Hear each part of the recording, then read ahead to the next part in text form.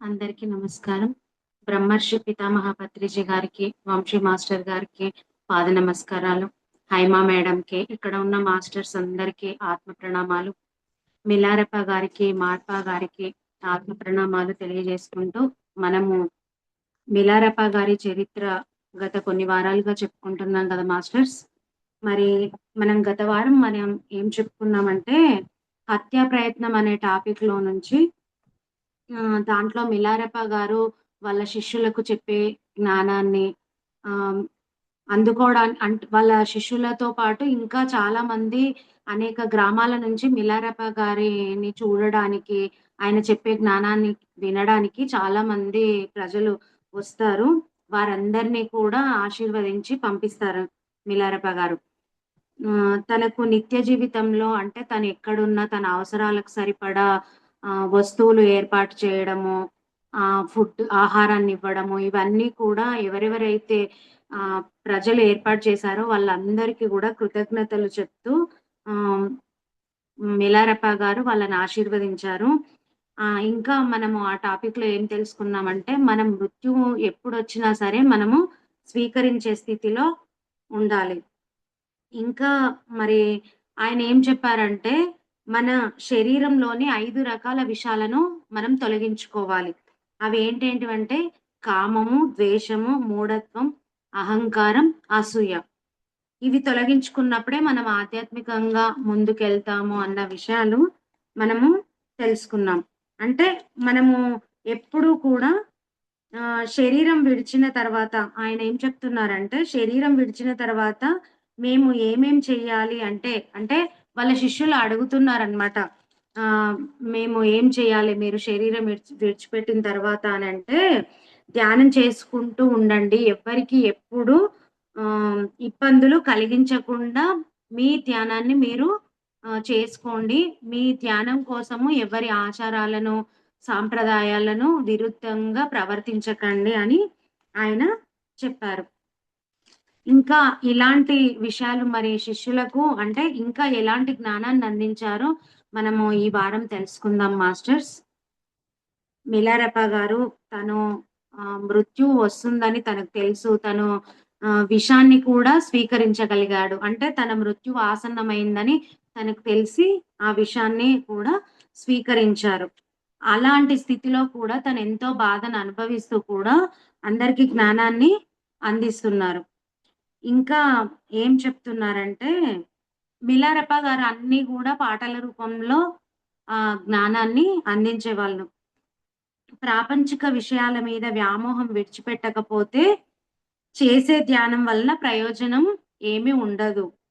బుద్ధుడు చెప్పిన ధర్మమును జీవిత కాలమంతా ప్రతి చిన్న చర్యలోనూ ఆచరించకపోయినట్లయితే ఆహ్, వేడుకలు, పండుగలు చేసుకుంటే మనకు ఏం లాభం?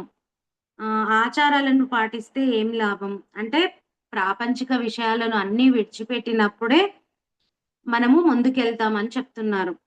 తనలో ఉండే ద్వేషమును, ప్రేమను ధ్యానించడం ద్వారా నాశనం చేసుకోనట్లయితే ఓరిమి గురించి ధ్యానించడం చేస్తే ఏం జరుగుతుంది? అంటే మనము ద్వేషాన్ని, ప్రేమను ఇప్పుడు మన లోపల ఎంతో ద్వేషాన్ని ఉంచుకొని పైన ప్రేమను నటిస్తే ఏం లాభం? మనం ఎంతో ధ్యానం చేసి ఏం లాభం ఇలా ఉంటే అని ఆహ్, చెప్తున్నారు మిలారప్ప గారు. గురువు అందు పూర్ణమైన గౌరవము అంటే గురువు యందు గౌరవం ఉండాలి. శ్రద్ధాసక్తులు అంటే శ్రద్ధ ఉండాలి. బాహ్యంగా అంటే మనం గురువును గౌరవిస్తున్నామని ఎక్కడెక్కడో స్తూపాలు ఆహ్, పెట్టడం వల్ల అది ముఖ్యం కాదు. దానివల్ల ఏం ప్రయోజనం ఉండదు అని చెప్తున్నారు. ఊరికే అంటే గురువు పేరు జెప్పి వేడుకలు జేసుకోవడము అలాంటివి చేస్తే గూడా ఏమీ ప్రయోజనము ఉండదు. గురువు చేత ఉపదేశించబడిన పరమ రహస్యమును హృదయంలో పట్టించుకోనట్లయితే ఊరికే బాధలు పడితే ఏమొస్తుంది? అంటే గురువు చెప్పిన దాన్ని మనము ఏది పాటించనప్పుడు, పట్టించుకోనప్పుడు మనం ఎన్ని చేసినా గూడా వృధాయే అని చెప్తున్నాడు. అందుకే గురువు సజీవంగా ఉన్నప్పుడే గురువు చెప్పినవన్నీ కూడా తూచా తప్పకుండా మనము పాటించాలి. వారి సమాధిని గట్టి ఇంకా ఏవేవో వారి కోసం చేస్తే ఏం ప్రయోజనం ఉండదు. వాళ్ళందించిన జ్ఞానాన్ని మనము అందరికీ అందించగలగాలి. అలాంటివి చేసినప్పుడే గురువు సంతోషిస్తాడు. ఇంకా మనం ఆధ్యాత్మికంగా ముందుకు వెళ్తాము అని చెప్తున్నారు. ఇంకా మరి అలాంటివన్నీ చేయనప్పుడు మనం గురువు అయ్యి కూడా ప్రయోజనం ఉండదు. ఇప్పుడు మనకు వంశీ సార్ చెప్తారు కదా! నేనెలాంటి ఆనందాన్ని అనుభవిస్తున్నానో గురువుగా, మీరు కూడా అలా గురువులుగా ఎదిగి మీ జ్ఞానాన్ని అందించి ఆనందంగా ఉండాలని గురువులు కోరుకుంటారు. అలాంటివి చేయనప్పుడు మనకెంత జ్ఞానం ఉండి ఏం లాభం? ఇప్పుడు మనకు తెలిసిన జ్ఞానాన్ని పంచినప్పుడే అది పెంచబడుతుంది. మనము ఎవ్వరికీ ఏది చెప్పనప్పుడు అది ఎప్పటికీ పెరగదు. ఎందుకంటే దానికి ఎగ్జాంపుల్‌గా నేనే చాలా ఏళ్లుగా ధ్యానం తెలిసినా కూడా బుక్స్ చదివేదాన్ని. కానీ ఇప్పుడు డీప్‌గా అర్థమైనంత నాకు అర్థమయ్యేది గాదు. కాకపోతే ధ్యానం చేస్తూ ఉన్నా నా బుక్స్ చదువుకుంటూ నేను ప్రాపంచిక బాధ్యతలన్నీ కూడా చేస్తూ అలా ఉన్నా. కానీ ఎటువంటి జ్ఞానము కూడా నా లోపల లేదు. అంటే తెలుసు ధ్యానం ద్వారా అనుభవాలొస్తాయి. అవి ఎంతో ఆనందాన్ని ఇస్తాయి. అన్నీ ఆస్ట్రల్‌గా ఎక్స్‌పీరియన్స్ అన్నీ అయ్యేదాన్ని. కానీ జ్ఞానం అనేది పెరగలేదు. ఎప్పుడైతే నేను ఇక్కడ వంశీ సార్ దగ్గరికి వచ్చానో అప్పుడే నన్ను నేను డెవలప్ చేసుకుంటూ ముందుకెళ్తున్నాను మాస్టర్స్. మరి మనం ఇక్కడ పట్టుకోవాల్సిందేంటి అంటే, మన లోపల ఎటువంటి స్వార్థాన్ని పెట్టుకోకుండా ధ్యానం చేస్తూ, మనకు తెలిసిన జ్ఞానాన్ని పంచుతూ, గురువు దగ్గర మనం తీసుకున్న జ్ఞానాన్ని అందరికీ పంచుతూ, మళ్ళీ అందరికీ పంచినప్పుడు మనం ఎలా అందరికీ పంచుతున్నాం కరెక్టే. మళ్ళీ గురువు చెప్పిన దాన్ని మనము ఆచరిస్తున్నామా లేదా? మనం ఎప్పుడైతే ఆచరిస్తామో, దాన్నే మనము ఎదుటి వ్యక్తులకు చెప్పగలగాలి. మనం అనుభవం ద్వారానే గదా! ఇప్పుడు మనము అందరికీ కర్మ ధ్యానము, కర్మ విపాకము, మీరు జ్ఞానసిద్ధి ప్రక్రియ ఇలా అన్నీ చేయండి. మీకు ఉన్న ప్రాబ్లమ్స్ అన్నీ క్లియర్ అయితాయి. కర్మ విపాకం ద్వారా మనము అన్నీ క్లియర్ చేసుకోవచ్చు. మనకున్న క్వెషన్స్‌కన్నీ గూడా కళల ద్వారా అన్నీ వస్తాయి అని మనం ఎలా చెప్పగలుగుతున్నాం? ఎంద అందరికీ గైడెన్స్ ఇస్తున్నాం కదా! కౌన్సెలింగ్ ఇచ్చినప్పుడు అన్నీ చెప్పగలుగుతున్నాం. ఎలా చెప్పగలుగుతున్నాం అంటే అనుభవం ద్వారా. మనకు అలాంటి అనుభవం ఉంది కాబట్టే మనం గట్టిగా "నువ్విలా చెయ్యి నీకు ఖచ్చితంగా ఇది క్లియర్ అయితుంది. దీనికి ఆన్సర్ ఒస్తది. నువ్వు చేసిన కర్మ నువ్వు చూసుకుంటావు. అప్పుడే నువ్వు పశ్చాత్తాపం పొందుతావు." ఇవన్నీ ఎలా చెప్పగలుగుతున్నాం? మనం అనుభవం ద్వారా. అందుకే మనం ఏదైతే గురువు చెప్పింది మనం ఆచరించినప్పుడు, అనుభవం మనం ఆచరించినప్పుడే మనము ఇతరులకు చెప్పగలగాలి. ఈ పాయింట్ మాత్రం మనం గట్టిగా పట్టుకోవాలి మాస్టర్స్. ఎందుకంటే మనం అనుభవం ద్వారానే నేర్చుకున్నది మనం చెప్పగలగాలి. మనం ఏది పాటించనప్పుడు మనం ఏది కూడా చెప్పడానికి అర్హత లేదు. ఎందుకంటే నువ్వు ఏది పాటించకుండా నువ్వు ఎదుటి వాళ్ళకి చెప్పినప్పుడు వాళ్ళ క్వెషన్స్‌కి నువ్వు ఆన్సరే ఇవ్వలేవు. కాబట్టి మనము ఏదైతే చేస్తున్నామో అది ఇతరులకు చెప్పి మనము ఎంతో ఆనందాన్ని పొందగలుగుతాం. ఎందుకంటే మనం భూమి మీదకొచ్చిన లైఫ్ అంటే మన జీవిత గమ్యం ఏంటి? అసలు భూమి మీదకి ఎందుకొచ్చాము? అంటే మనము ఏది చెప్తున్నామో, ఏ దాని ద్వారా ఆనందాన్ని పొందుతున్నామో అది అందరికీ ఇవ్వాలి. అలా చేస్తున్నప్పుడే మనకు ఎంతో ఆనందాన్ని అనుభవిస్తాం. అంటే అది ఆత్మానందం. మన ఆత్మకు ఆనందంగా ఇప్పుడు చాలా మందికి అది అందరికీ అనుభవమే క్లాసులు చెప్పే వాళ్ళకు. ఎందుకంటే మనం ప్రోత్సహిస్తాం అందరిని క్లాసులు చెప్పమని. కానీ వాళ్ళు చెప్పినప్పుడే వాళ్ళ లోపల ఎంతో ఆనందాన్ని పొందుతారది. అది అందరికీ కూడా అనుభవమే. నెక్స్ట్ మరి అందరికీ గురువు గారికి తీవ్రమైన జబ్బు చేసిందని అర్థమైందనమాట. ఆహ్, మిలారెప్ప గారు ఆహ్, అదంతా స్పీచ్ అయిపోయిన తర్వాత అందరిని ఆశీర్వదించిన తర్వాత ఆయనకు తీవ్రమైన జబ్బు చేసిందని అందరికీ తెలిసిపోయింది. ఆ సమయంలో అంతకుముందు మిలారెపా గారిని విషప్రయోగంతో హత్య చేద్దామని ప్రయత్నించిన గేష్ అనే వ్యక్తి ఉంటారు గదా! ఒకరోజు ఆయన ఏం చేస్తారంటే ఆహ్, చిన్న చిన్న కానుకలు, కొంత బీరు, మిఠాయిలు, స్వీట్స్ అవన్నీ ఆహారాన్ని అదంతా తెచ్చి మిలారెపా గారికి ఆహ్, తెచ్చి ఇచ్చిన తర్వాత ఆయన తీయని మాటలతో సంబోధిస్తూ మిలారాపా గారంతటి మహామే మహమాన్వితాన్ని మహిమాన్వితునికి నిజానికి ఇంతటి ప్రమాదకరమైన సుస్థి చేసింది. అంటే ఇంత గొప్ప వ్యక్తికి జబ్బు చేసింది. అలాంటి మహాత్ముడు తనకున్న రోగమును తన శిష్యుల అందరికీ పంచిపెడితే బావుంటుంది. అసలా వ్యాధిని మరొకరికి సంక్రమింపచేయడం సాధ్యమైనట్లయితే, నాలాంటి వాడికెవడికైనా దానిని సంక్రమింపచేయకూడదా? అయినా అలా చేయడం మీ వల్ల కాదనిపిస్తుంది. ఇక మీరు చేయగలిగిందేముంది? అంటాడు. అంటే చెప్పండి, ఇలా ఎట్లా చెప్తున్నారు చూడండి. తనే విషప్రయోగం చేయించారు. అంటే ఒక ఆమె ద్వారా విషాన్నిప్పించి, మళ్ళీ తనను ఓదార్చడానికి వచ్చి రెచ్చగొడుతున్నాడు. అంటే మీరింతగా గొప్ప గురువు, మీకు అందరికీ వ్యాధిని సంక్రమింపజేయొచ్చు గదా! ఎందుకు దాన్ని పట్టుకున్నారు అని ఎలా అడుగుతున్నాడు చూడండి. మిలారెప్ప గారు దానికి సమాధానం మధురంగా ఆయన నవ్వుతూ, నిజానికి నాకెలాంటి సుస్థి చేయాల్సిన అవసరం లేదు. కానీ ఈ విషయంలో దీనిని కావాలనుకోవడంలోనూ, వద్దనుకోవడంలోనూ నాకెలాంటి సంబంధము లేదు. ఆ విషయం పూర్తిగా మీకు తెలుసు. సామాన్యంగా యోగులకు వచ్చే జబ్బులు మామూలు వారి కంటే చాలా భిన్నమైనవి. అయితే వాళ్ళకు మళ్ళీ యోగులు కూడా అనుకోకుండా జబ్బు పడినట్లు కనిపిస్తారు. కానీ నా విషయంలో మటుకు ఈ జబ్బు చేయడం నాకెంతో మేలు. నా జబ్బును మరొకరికి సంక్రమింప చేయడం వలన ఏమైనా ప్రయోజనం ఉంటే అలా చేయొచ్చు. కానీ అలా చేయడం వల్ల ఇప్పుడు జరిగేది ఏమీ లేదు కదా! అని మిలారెప్ప గారు చెప్తున్నారు. మరి ఆ మాట విని గేష్ గారు ఏం చెప్తున్నారంటే, నేను విషం పెట్టానని ఆయనకు మిలారెప్ప గారికి అనుమానమే ఉంది గానీ, కరెక్ట్‌గా నేను పెట్టానని ఆయనకు ఆహ్, తెలియదు. అందుకే ఇలా ఆహ్, వా డొంక తిరుగుడు మాటలు మాట్లాడుతున్నారు అని అనుకుంటున్నాడనమాట గేష్.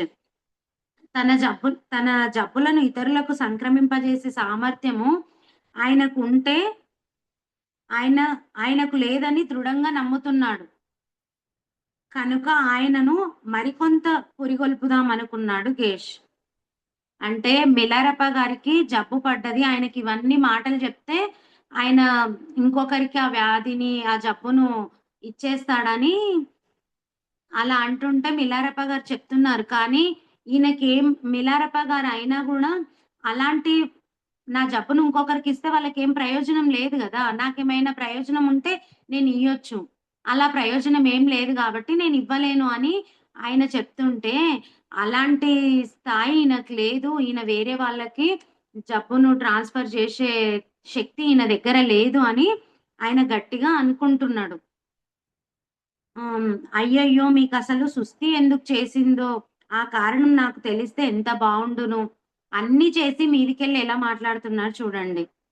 మనల్ని బాధ పెట్టే వాళ్ళు కూడా అన్నీ తెలుసు వాళ్ళకు. కానీ మీదికి ఎలా మాట్లాడతారు? మల్ అయ్యో! పాపం వీళ్ళకు ఇంకా నాకేం తెలియదు అన్నీ చేసేటివి చేస్తారు. మీదికెళ్ళి జాలి పడుతూ మాట్లాడతారనమాట. అలాగే గేష్ గారు గూడా మాట్లాడుతున్నారు. ఏదన్నా దుష్టశక్తి ఆవహించడం వలన ఇలాంటి రుగ్మత వచ్చినట్లయితే దానిని వదిలేస్తే సరిపోతుంది.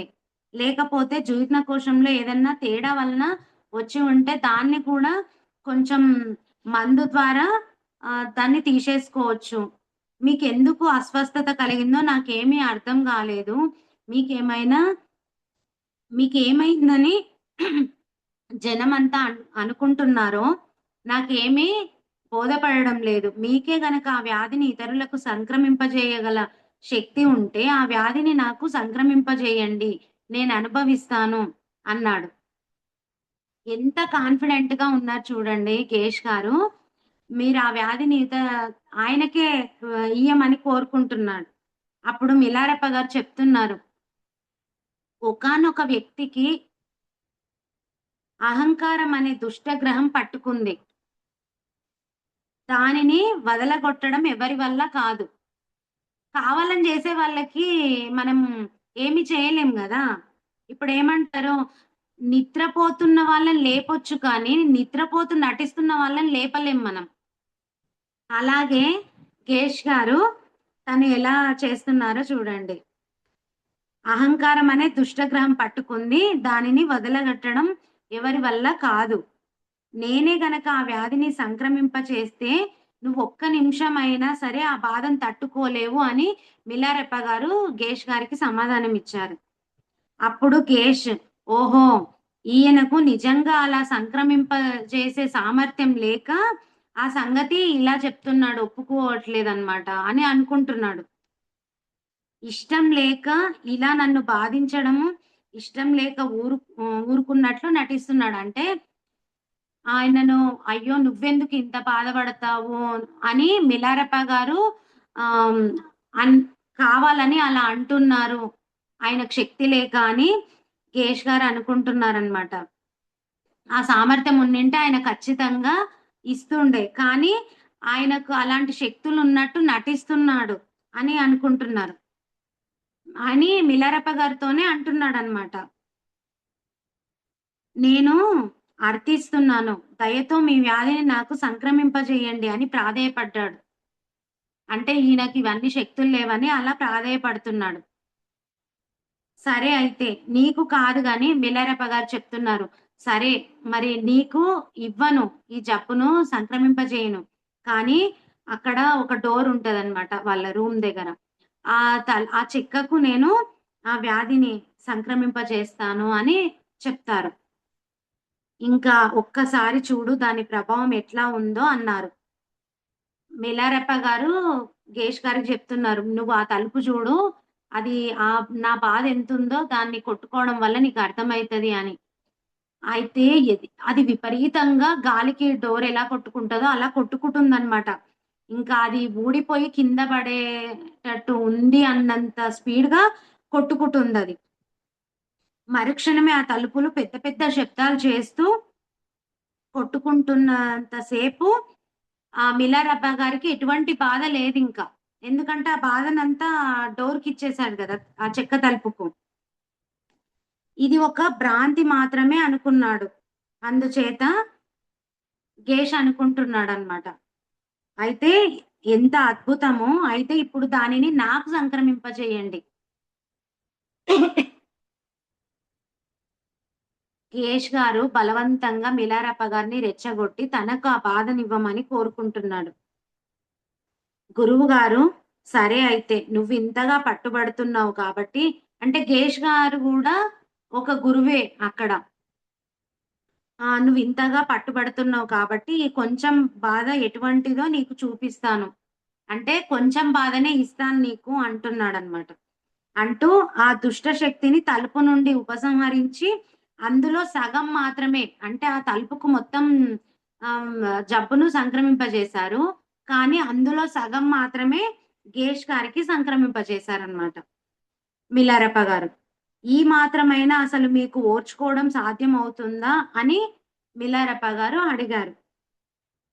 అయితే ఆయన అలా చేయగానే గేష్‌కి ఎంత భయంకరమైన బాధ కలిగిందంటే, దాదాపు ఆయన స్పృహ తప్పి పడిపోయినంత పనయిందనమాట. ఆ బాధలో మిలారెప్ప గారికి తను కలిగించిన బాధలో సగం మాత్రమే ఎంత ప్రాణాంతకరంగా ఉందో, ఆ అనుభవంతో తను చేసిన పాపం ఎంతటిదో ఆయనకు తెలిసిపోయింది. ఆయన ఉట్టిగానే జెప్తున్నారు మిలారప్ప గారుకు అంత శక్తి లేదు అని ఫోర్స్ చేసి మరీ ఆ వ్యాధిని తీసుకున్నాడు. కానీ అందులో సగం కూడా ఆయన తట్టుకోలేకపోతుండనమాట. ఆయన ఎంత పాపం జేశాడో అప్పుడు ఆయనకు అర్థమైంది. భయంకరమైన ఆ బాధకు తోడు వాని హృదయం పశ్చాత్తాపంతో కుమిలిపోయింది. గేష్ గారి హృదయము అంటే నేనింత బాధ పెడుతున్నాను ఈయనను అని ఆయన లోపల ఒక పశ్చాత్తాపం వచ్చేసింది. ఇక తనకు నిష్కృతి లేదని తెలుసుకున్న కేశ్ మిలారప్ప గారి పాదాల మీద పడి, తన తలను ఆయన పాదాల మీద ఉంచి ఇలా అన్నారు. గురుదేవా! మీరనుభవిస్తున్న బాధకంతటికి ఒక క్షుద్రమైన అసూయాపరుడు కారణమని చెప్పారు. స్వార్థపరుడైన ఆ మహాపాపిని నేనే. నన్ను రక్షించండి. నా మీద దయతో నాకున్న సమస్త లౌకిక సంపదలను తీసుకొని, నేను చేసిన ఆ దుర్మార్గమైన కర్మ నుండి నన్ను విముక్తిని చేయండి. లేకుంటే ఇది నిలువున నన్ను ముంచివేస్తుంది అంటూ వాపోయారు గేష్ గారు. అతనిలో వచ్చిన పశ్చాత్తాపము హృదయపూర్వకమైందని మిలారప్ప గారు అర్థం చేసుకొని వెంటనే ఆయనను క్షమించారు. ఆయనకున్న బాధనంతా ఉపసంహరించుకొని ఇలా చెప్పారనమాట. నా జీవితపు విలువంతా ఈ కొద్దిపాటి ఆస్తిపాస్తులు కావు కదా! ఇంతవరకు నాకు ఉండడానికి నేనిక ఇప్పుడు మృత్యుముఖంలో ఉన్నప్పుడు నాకే వస్తువుల పట్ల ఏ ప్రయోజనము లేనప్పుడు నీకున్న సంపదలన్నీ తీసుకొని నేనేం చెయ్యాలి? కాబట్టి అవన్నీ నాకవసరం లేదు. వాటిని నీవే అంటిపెట్టుకో. ఆ సంపదలను, ఆ సిరి సంపదలన్నిటిని నువ్వే అంటిపెట్టుకో. ఇక ముందైనా నువ్వు మన బౌద్ధ ధర్మం చెప్పిన సూత్రాలన్నిటిని ప్రతికూలమైన పాపాలు చేయకుండా పాపాలు చేయకు. వేటికి ప్రతికూలమైన పాపాలు చేయకు. నీవు చేసిన పాపాల వల్ల నీవు బాధపడకుండా ఉండేందుకు నా శాయశక్తులా ప్రయత్నిస్తాను. ఆయన జెప్తున్నారు. ఇంత జేసినా గూడా నువ్వు చేసిన పాపాలకు నువ్వు ఎక్కువ బాధ అనుభవించకుండా నేను ప్రయత్నిస్తానని జెప్తున్నారు మిలారప్ప గారు. అప్పుడు మానవ జాతి మీద అపార కరుణను వ్యక్తం చేస్తూ ఒక తత్వం పాడారు. ఆ పాట విన్న తర్వాత గేష్ గారి హృదయము కొంత శాంతి కలిగింది. కొంత ఊరట కలిగింది. అప్పటికప్పుడే శ్రద్ధాభక్తులు గల హృదయంతో మిగిలిన జీవిత శేషమంతా నిజమైన ఆధ్యాత్మిక జీవితానికి అంకితం చేస్తానని ప్రమాణం చేశాడు గేష్ గారు. చెడ్డ కర్మలన్నిటిని విడిచిపెడతాను. ఇదివరకు చేసిన దుర్మార్గపు పనులన్నీ నాకు ధనం మీద, ఆస్తి మీద గల వ్యామోహంతో మాత్రమే చేశాను. వాటిని విడిచిపెడతాను. నాకు ఆస్తి వద్దు, ఇంకా ఇల్లు, పొలాలు ఇవేవి వద్దు అని గట్టిగా నిశ్చయించుకున్నాడు. నేనిచ్చే ఆస్తిపాస్తుల వలన మీకే ప్రయోజనం లేకపోయినా మీ శిష్యుల పోషణ కన్నా అవి పనికొస్తాయి కదా! దయతో వాటిని స్వీకరించండి అంటూ గేష్ ఎంతో హృదయపూర్వకంగా ప్రార్థించినా మిలారప్ప గారు అందుకు అస్సలు అంగీకరించలేదు. అయితే మిలారప్ప గారు శరీర త్యాగం చేసిన తర్వాత ఆహ్, ఖర్చుల కోసము ఖర్చులన్నిటిని భరించడం కోసము వారి శిష్యులు ఈయన ఆస్తిపాస్తులను తీసుకోవడానికి అంగీకరిస్తారనమాట.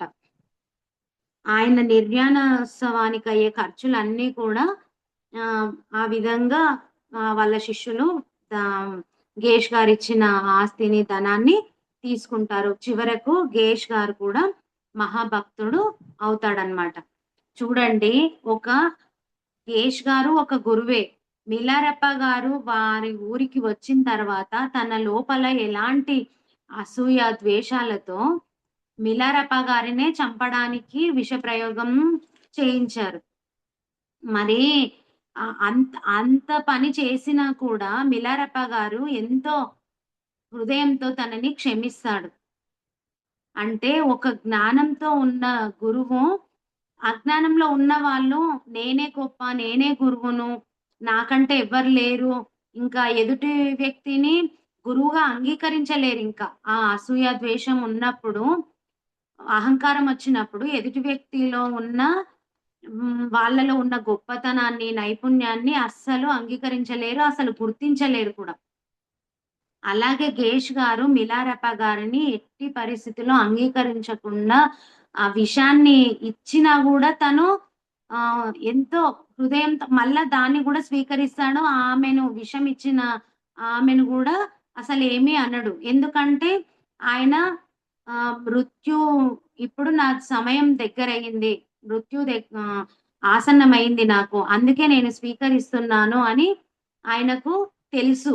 కాబట్టి దాని ద్వారా నాకు మృత్యు వస్తుంది అని ఆయన దాన్ని ఇష్టపూర్వకంగా స్వీకరిస్తాడు. మనము ఇక్కడ నేర్చుకోవాల్సిందేంటి అంటే, మనం ఆధ్యాత్మికంగా ఎదుగుతున్నప్పుడు మనకు ఒక్కొక్కసారి అహంకారం ఒస్తది. నేనే గొప్ప, అన్నీ నాకే తెలుసు అన్న భ్రమలో ఉన్నప్పుడు మనకంటే ఉన్నత స్థితిలో ఉన్న వాళ్ళను హ్మ్, చూస్తే మనకు అసూయ, ద్వేషం అవన్నీ ఉంటాయి. అలా మనకు తెలియకుండా అవన్నీ మనకొచ్చేస్తాయి అహంకారం అనేది. కానీ మనము ఎప్పుడైతే మనకెంత జ్ఞానం ఉన్నా సరే, ఆ అసూయతోనే రగిలిపోతాం. మరి ఇవన్నీ పోవాలంటే మనం ఏం చేయాలి? మనల్ని మనం ఎప్పుడు కూడా స్వీయ ఆత్మ పరిశీలన చేసుకోవాలి.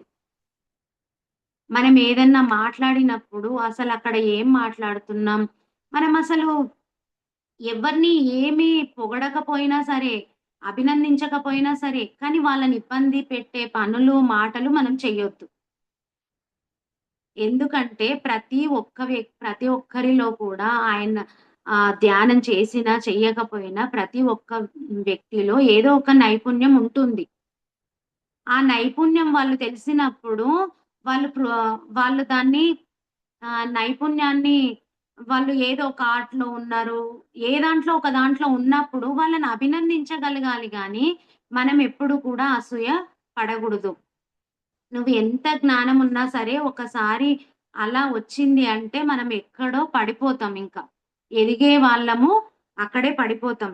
కాబట్టి మనం ఎదుటి వ్యక్తిలో ఉన్న నైపుణ్యాన్ని గుర్తించి వాళ్ళని ప్రోత్సహిస్తూ అభినందించగలగాలి. అప్పుడే మనము ఆహ్, ఆధ్యాత్మికంగా ఎదుగుతాము.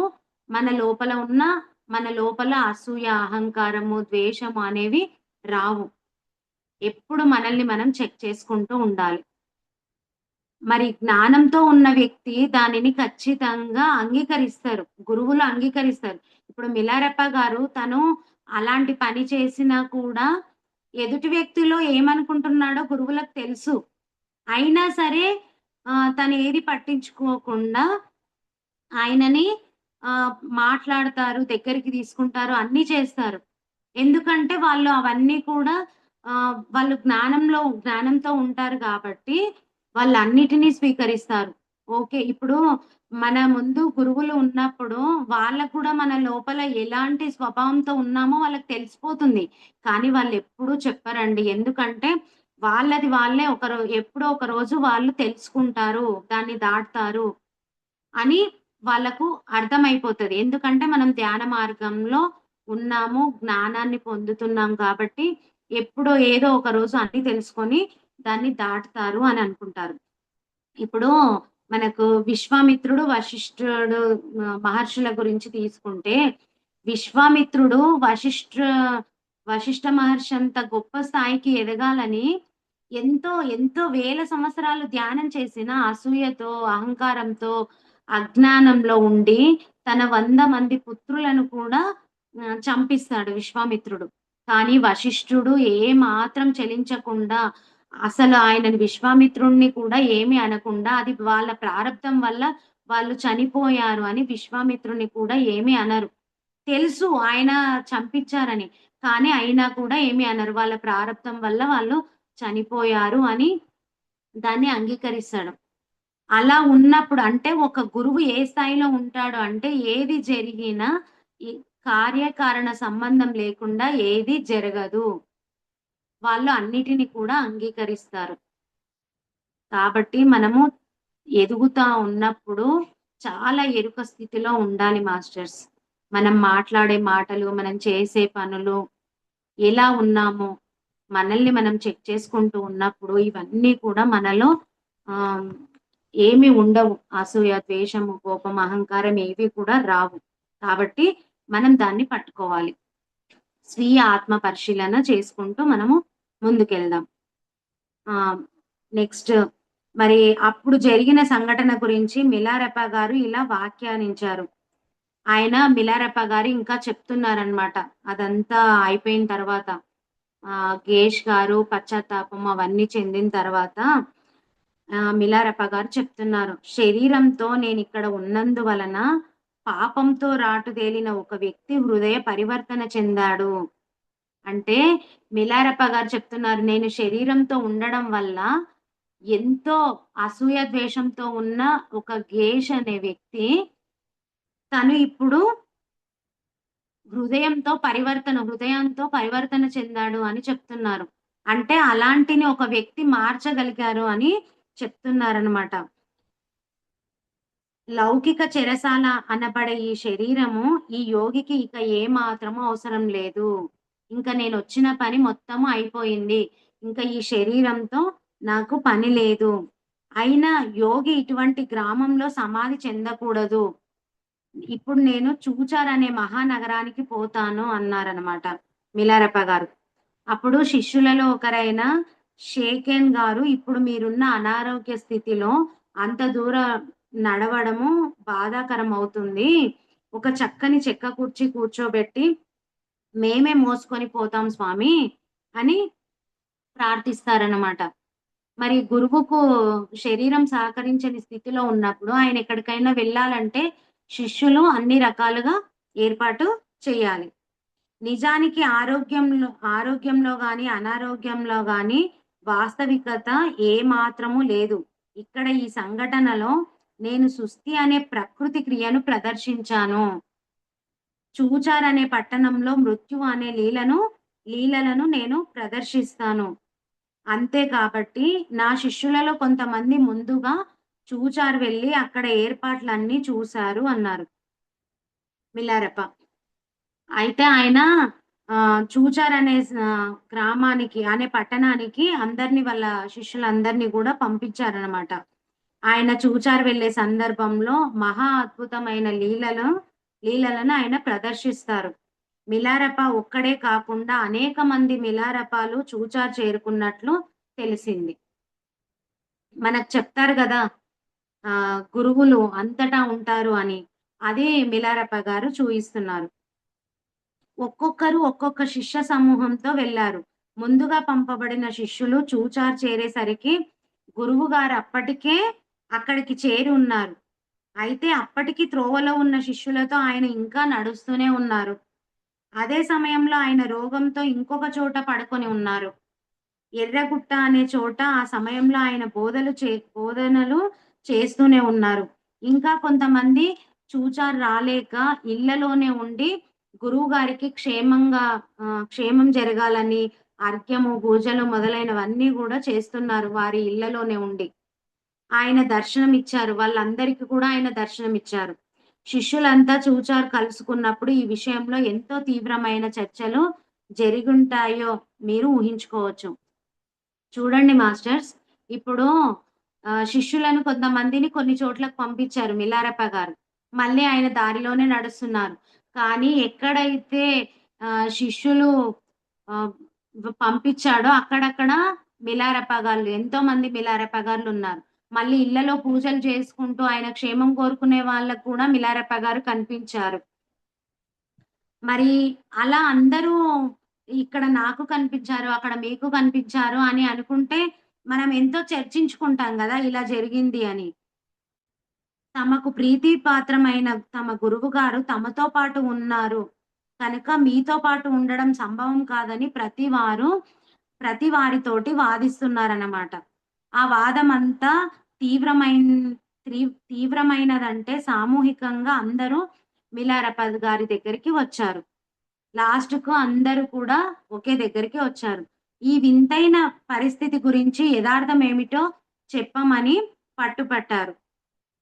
మిలారెప్ప గారిని వీళ్ళందరూ కోరారు. "మీరు ఇన్ని చోట్ల ఉండడము ఇది సంభవమేనా? నిజమేనా?" అని మిలారెప్ప గారిని అడుగుతున్నారు. ఆయన "ఇదంతా కూడా నిజమే. నేనన్ని చోట్ల ఉన్నాను." అంటే మనకు పరమాత్మ అన్ని చోట్ల ప్రతి జీవిలో పరమాత్మ ఉంటాడు. ఇప్పుడు చెప్తారు కదా! గురువు మనకు పత్రిసారు, "మీరు ధ్యానం చేస్తుంటే మీకు ఒకలాగా దర్శనమిస్తారు. నేను ధ్యానం చేస్తుంటే నాకు ఒకలాగా దర్శనమిస్తారు." అలా పలు చోట్ల వాళ్ళ చైతన్యము అంతటా ఉంటుంది. పరమాత్మ యొక్క చైతన్యం అంతటా ఉంటుంది. ఎవ్వరికి ఏ విధంగా అవసరమో అలా వాళ్ళు వాళ్ళకి అలాంటి సందేశాలను గాని, అనుభవాలను గాని వాళ్ళకు దర్శనమిస్తారు.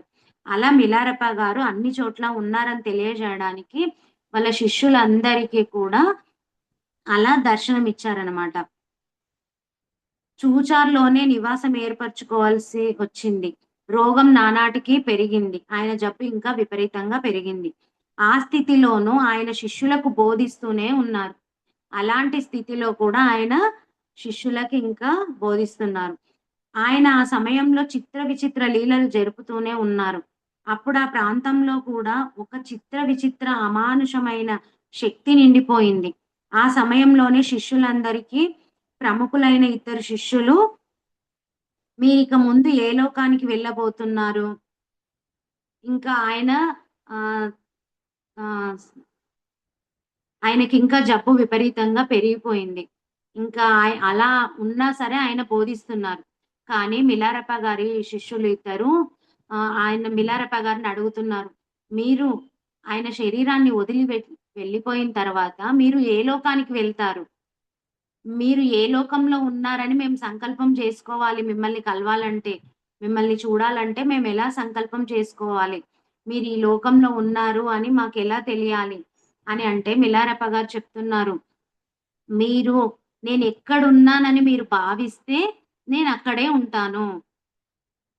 మీరు నేను ఏ లోకంలో ఉన్నానని మీరనుకుంటారో, ఆ లోకంలో నేను దర్శనమిస్తాను. అంటే ఇక్కడ మనం పట్టుకోవాల్సింది ఏంటి మాస్టర్స్ అంటే, మన భావన ముఖ్యం. మనం ఏ పని చేస్తున్నా బయటికి మంచి పనులు చేస్తున్నాం. కానీ మన లోపల ఎలా ఉందో ఆ భావన ముఖ్యం. కాబట్టి ఇది గూడా మనం బాగా గుర్తుపెట్టుకోవాలి. ఎందుకంటే దానివల్ల ఇప్పుడు మనం పిల్లల్ని కొడుతున్నామనుకోండి, మనము ఇంట్లో పరిస్థితులను బట్టి వేరే వాళ్ళ మీద కోపంతో మనం కొడుతుంటాం. అది ఏమైతది? మనము వాళ్ళ మంచి కోసం కొట్టట్లేదక్కడ. వేరే వాళ్ళ మీద కోపంతో మనం కొడుతున్నాం. పిల్లలను కొట్టడం వల్ల గూడా మనకు కర్మ వస్తుందని మనకు వంశీ సార్ చెప్పారు. కాబట్టి అది గూడా మనం బాగా గుర్తుపెట్టుకోవాలి. చిన్న పిల్లల్ని అస్సలకి వాళ్ళు ఎందుకంటే వాళ్ళ లోపల ఎటువంటి కల్మషం ఉండదు. వాళ్ళు ఏదో తప్పు చేసినప్పుడు మనము బెదిరించి కొట్టడం వల్ల వాళ్ళకు కొట్టకుండా అర్థమయ్యేటట్టు చెప్పాలి అంటారు. కానీ ఇప్పుడు స్కూల్లో టీచరుంది. టీచరు వాళ్ళ చదవనప్పుడు, రాయనప్పుడు మంచి కోసమే గదా! పిల్లల్ని కొడుతుంది. అంటే అక్కడ భావన ఎలా ఉంది టీచర్ దృష్టిలో అంటే వాడిని కరెక్ట్ స్థాయిలో అంటే సరిదిద్దాలన్న ఉద్దేశంతో అక్కడ కొడుతుంది గాబట్టి ఎప్పుడు గూడా ఆ గురువుకి టీచర్ ప్లేస్‌లో ఉన్న వాళ్ళకి ఎప్పుడు కూడా ఆ కర్మలు రావు. కానీ మన పేరెంట్స్‌గా మనం ఎలా కొడుతున్నామో మనల్ని మనం గమనించుకోవాలి మాస్టర్స్. ఇప్పుడు ఒకరికి ఒక హాస్పిటల్‌కి ఒక వ్యక్తొచ్చాడనుకోండి. అతన్ని ఎంత కాపాడాలని ప్రయత్నించినా ఆయన ఉన్న స్థితిలో అతడు చనిపోవచ్చు. కానీ అది డాక్టర్ తప్పు కాదు గదా! అది అతని ప్రారబ్ధం వల్ల అలా చనిపోయిండు. ఇంకొక డాక్టరు అదే డాక్టరు అక్కడ ఆ కర్మ డాక్టర్‌కంటదు. ఇప్పుడు అదే డాక్టరు ఇంకొకరిని వీడెలాగైనా చావాలి అని అనుకోని ట్రీట్‌మెంట్ ఇచ్చాడనుకో ఖచ్చితంగా అది కర్మ అవుతుంది. కాబట్టి మన భావన ముఖ్యం. మనం ఏ పని చేస్తున్నా, ఏం మాట్లాడుతున్నా మన లోపల ఎలాంటి భావన ఉంది? అది పాజిటివ్‌గా ఉందా? నెగెటివ్‌గా ఉందా? అది మనం బాగా గుర్తుపెట్టుకోవాలి. మనం బయటికి పాజిటివ్‌గా నటిస్తూ, లోపల నెగెటివ్‌గా ఆలోచిస్తే మాత్రం అది ఖచ్చితంగా కర్మై తీరుతుంది. అది కాబట్టి అది గూడా మనం జాగ్రత్తగా ఉండాలి. కాబట్టి ఇక్కడ వాళ్ళ గురువు చెప్తున్నారు. మా మీరు ఎక్కడ నేనున్నాననుకుంటే నేనక్కడుంటాను అని చెప్తున్నారు మిలారెప్ప గారు. తర్వాత ఆయన దగ్గరున్న వస్తువులు మిలారెప్ప గారి దగ్గరున్న వస్తువులు ఎవరెవరికి ఏవియ్యాలో అని ఆయన చెప్తున్నారనమాట. మొట్టమొదట ఆనంద లోకాలకు వెళ్తాను. ఇప్పుడు నా దగ్గరున్న వస్తువులు ఆయన చెప్తున్నాడు. మొట్టమొదట నేను ఆనంద లోకానికి వెళ్తాను అని చెప్తున్నారు. కానీ మీరెక్కడ ఉన్నట్టుగా భావిస్తే నేనక్కడే ఉంటాను. అక్కడే దర్శనమిస్తానని చెప్తున్నారు. నా దగ్గరున్న వస్తువులు ఎవరికియ్యాలో కూడా నేను చెప్తాను. త్వరలోనే రేచుంగ్ వస్తాడు. మనకంతా కూడా ఇదంతా మిలారెప్ప గారి చరిత్ర ఈ బుక్ మొత్తం ఇది మిలారెప్ప గారి గురించి చెప్తుంది మొత్తం కూడా రేచుంగ్ అనే శిష్యుడే. మనం ఫస్ట్‌లో చెప్పుకున్నాం గదా! ఆయనకు నా చేతుల్లో ఉండే వెదురు దంతమును, నా దగ్గర గల నూలు గుడ్డను ఇవ్వాలి అన్నారు. అంటే ఇది చెప్పేటప్పుడు రేచుంగ్ అనే శిష్యుడు అక్కడ లేడు. వేరే శిష్యులకు చెప్తున్నారు. నా వెదురు దంతమును, నూలుగుడ్డను రేచుంకివ్వాలి అని చెప్తున్నారు. దురదృష్టవశాత్తు నాకు నా గురువు దగ్గరుండే అవకాశం లేకపోయింది. అంటే ఆయన గురువు దగ్గరికి మళ్ళీ వెళ్ళలేదు గదా! మార్పా దగ్గరికి ఇంకా. అలాంటి అవకాశం లేదు. అందుకాయన నన్ను కరుణించారు. నాకు వ్యక్తిగతంగా ఉండే వస్తువుల రెండే. ఒకటి చేతికర్ర, 2 నూలుగుడ్డ. అంటే ఆ గురువు ఇచ్చిన మిలారెప్ప గారికిచ్చిన వస్తువులు నూలుగుడ్డ, వెదురు దంతం ఆ కర్ర అనమాట. ఆ రెండే గురువు గారికి సంబంధించినవి నా దగ్గర ఉన్నాయి. అవి 2 కూడా రేచుంగ్ అనే శిష్యుడికి ఇవ్వాలని చెప్తున్నారు. వాడు పంచ ప్రాణాలను ఆధీనం చేసుకునే సాధనం చేస్తున్నాడు. రేచుంగ్ అనే శిష్యుడు తన పంచ ప్రాణాలను తన ఆధీనంలో ఉంచుకునేటట్టు సాధన చేస్తున్నారని చెప్తున్నారు. ఆ సాధనలో వాడికి ఎట్టి ఆపద రాకుండా వాడిని అవి కవచంలా రక్షిస్తాయి. అంటే గురువిచ్చిన ఆ వస్తువులు అతన్ని రక్షిస్తాయి. రేచుంగ్ వచ్చేదాకా మీలో ఎవరు నా శరీరాన్ని తాకవద్దు. తోపాపకు నా దగ్గర గల మైత్రి అనే గురువుగారి తలపాగా. అంటే ఇది పేరనమాట. తోపాప అనేది ఇంకొక శిష్యుడి పేరు. ఆయనకు ఈ గురువుగారి తలపాగా. ఆయన వాడుకున్న దండము ఇవ్వాలి.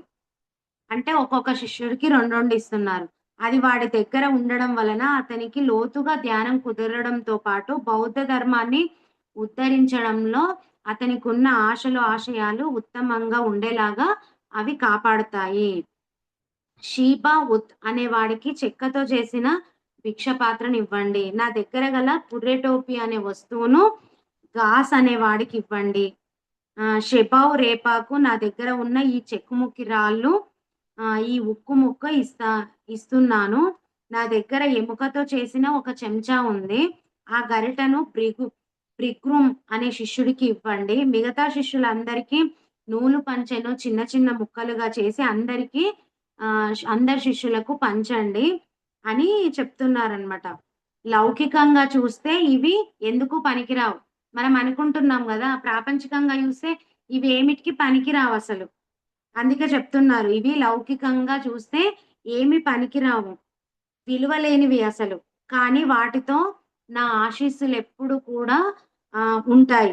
ఆ తర్వాత ఆయన మరికొన్ని విషయాలు చెప్పుకుంటూ పోయారు. అవి విని అందరూ గూడా ఆశ్చర్యపోతున్నారు.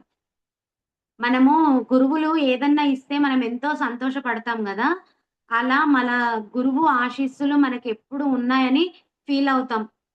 మనకు ఎక్కడికన్నా వెళ్ళినా కూడా ఇప్పుడు చిన్నజీయర్ స్వామి, ఇట్లా గణపతి సచ్చిదానంద స్వామి ఇలా ఎంతోమంది గురువులున్నారు కదా! అందరూ అలా గురువుల దగ్గరికి వెళ్ళినప్పుడు వాళ్ళు ఒక పండో, ఫలమో ఏదో ఇస్తే మనం ఎంతో సంతోషిస్తాం. అంటే ఆధ్యాత్మికంగా అయినా, ప్రాపంచికంగా అయినా గురువుల దగ్గరికి వెళ్ళినప్పుడు వాళ్ళేదిచ్చినా మనము ఎంతో సంతోషిస్తాం. అంటే వాళ్ళ ఆశీర్వాదం నాకుంది అని మనము ఫీలవుతాం గదా!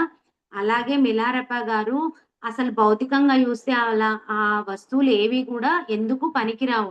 కానీ ఆ గురువు యొక్క ఆశీస్సులు వాళ్ళకి ఎల్లప్పుడూ ఉంటాయి. వాళ్ళని ఎప్పటికి రక్షిస్తాయి అని మిలారెప్ప గారిని తన దగ్గరున్న పంచని చిన్న చిన్న ముక్కలుగా చేసి అందరికి పంచిపెట్టమని చెప్తారనమాట.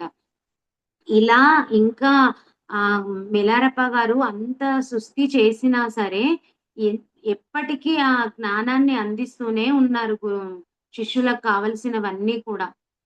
మరి గురువులు ఎప్పుడు కూడా ఒక్క క్షణాన్ని గూడా వృధా చెయ్యరు. ఏదో ఒకటి ఆ టైంని ఇప్పుడు మనకు తెలుసు గదా! సమయం ఎంత కొంచెం వృధా చేసినా మనకు టైం వేస్ట్ అయిపోయిందని ఎలా అనుకుంటాము. అంటే కొంత సమయాన్ని కూడా వేస్ట్ చేయాలనిపియదు. ఎందుకంటే కాలం మళ్ళీ తిరిగి రాదు. మనకున్న సమయాన్ని మనం ఖచ్చితంగా ఉపయోగించుకోవాలి.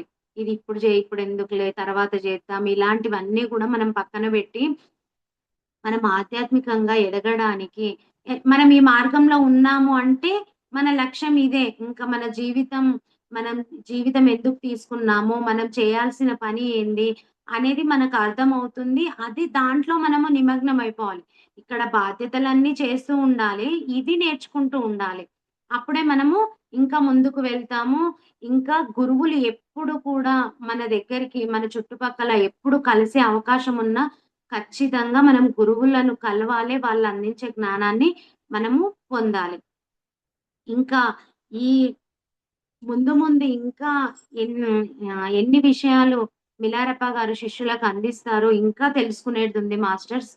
ఇంకా మనకు 2, 3 ఎపిసోడ్‌లుంది. 2, 3 వారాలతో ఇది కంప్లీట్ అవుతది.